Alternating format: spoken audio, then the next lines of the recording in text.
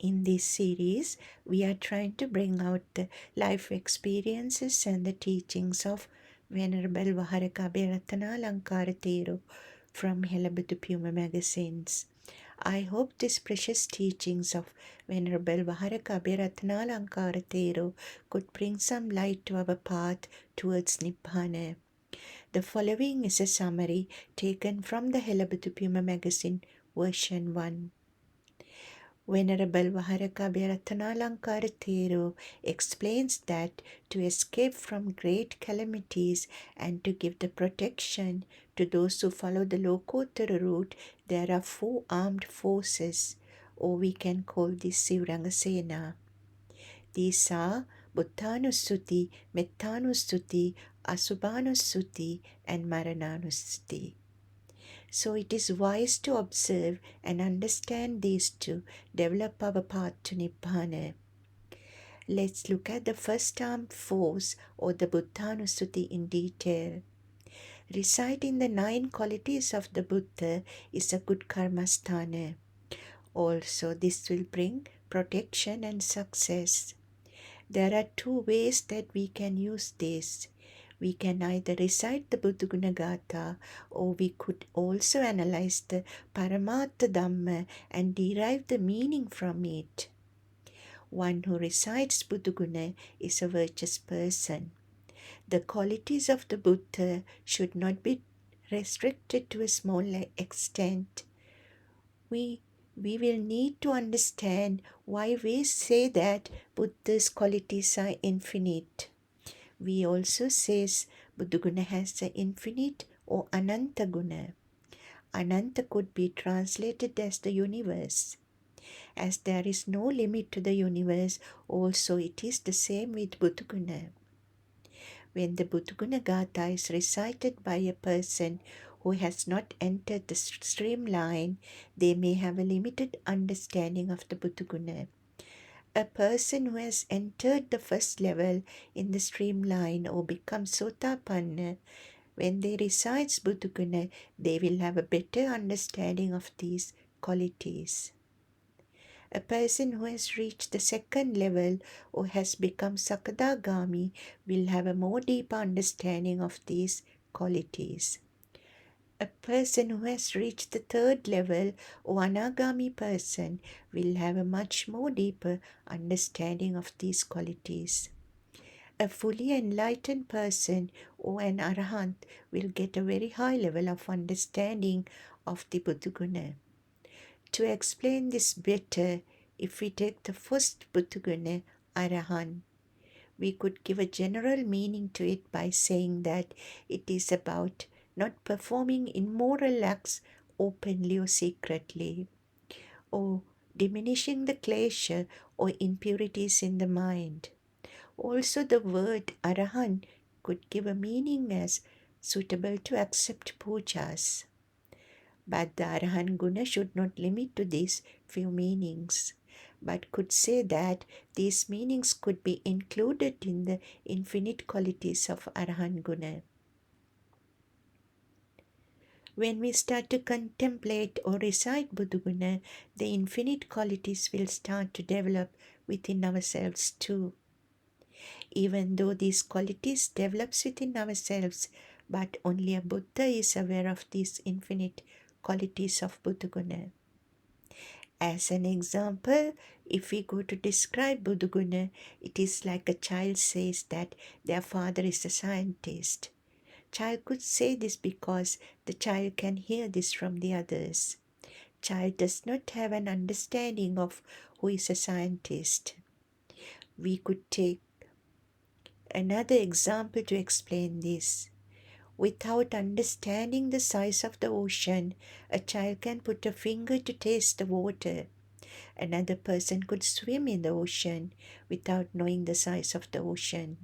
Similarly, we could recite Buddhaguna without knowing the infinite qualities of Buddhaguna. But the infinite qualities could touch the person and bring peace and protection from it, even though they do not have a good understanding of the Buddhaguna. When reciting Buddhaguna develops, the Purabhaga Nuvana, or the wisdom of the pre-participation stage.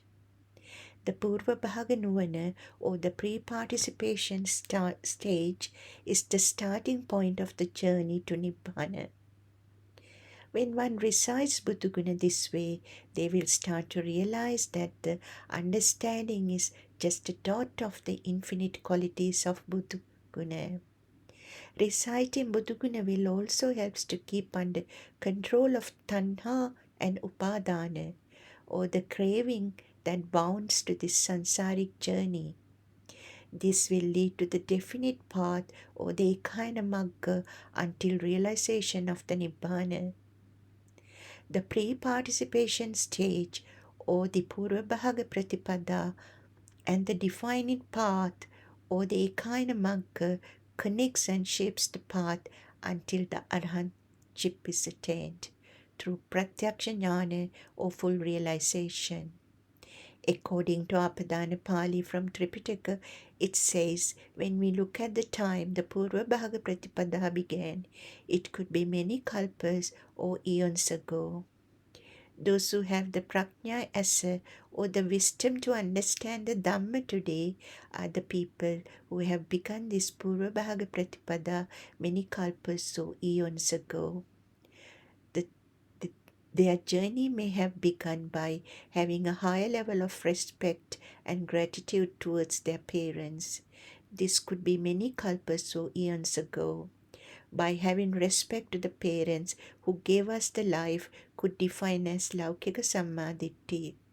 Laukika Sammaditthi can translate as the right view or having an understanding that it is a good karma that could bring happiness to their future, but not necessarily focusing on Nibbana.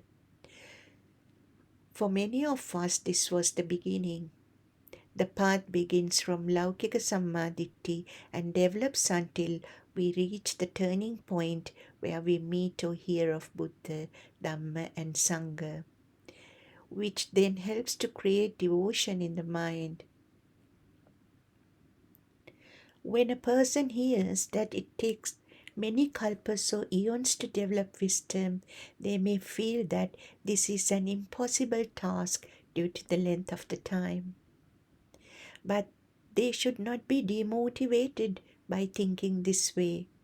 This is because that having some respect towards Buddha, Dhamma and Sangha means they are already in the Purvabhaga Pratipada or the pre-participation stage. But to attain Maggaphala will depend on the meritorious deeds a person have completed in their sansaric journey and the level of wisdom they have gained.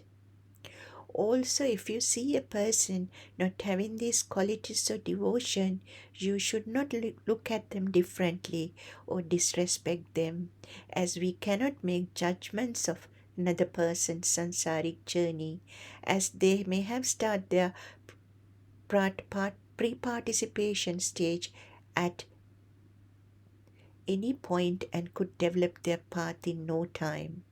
So if we look at someone in this stage and think that they should develop more devotion and effort towards Nibbana or enlightenment, it's like asking a baby to walk before they crawl.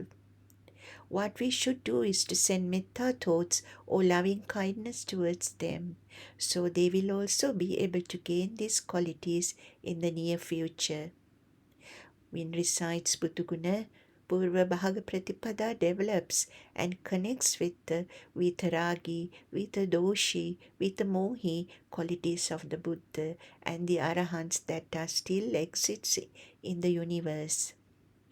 Vitaragi, Vitadoshi or Vitamohi qualities could be translated as the opposite of greed, hatred and delusion. In Brahmajala Sutta, it says that we should not think that the only triple gem have the qualities of Buddhaguna, Dhammaguna or Sanghaguna. But anyone who entered the streamline or Maggaphala also have these qualities depending on the stage they have reached. Even a lay person who have a belief instead of having a proper understanding of Buddhaguna could also gain some protection by reciting Budu Guna. According to Asapura Sutta, even an arahant or a fully enlightened person could also be called arahant. In Anguttara Nikaya, it states that arahant could also be called as sugata. This is another quality of Buddhaguna. So we all should try to develop this Buddhaguna until we become fully enlightened. Buddhaguna will guide and protect us until we reach our final destination, Odinibbana. Sadhu, Theruvan Saranai.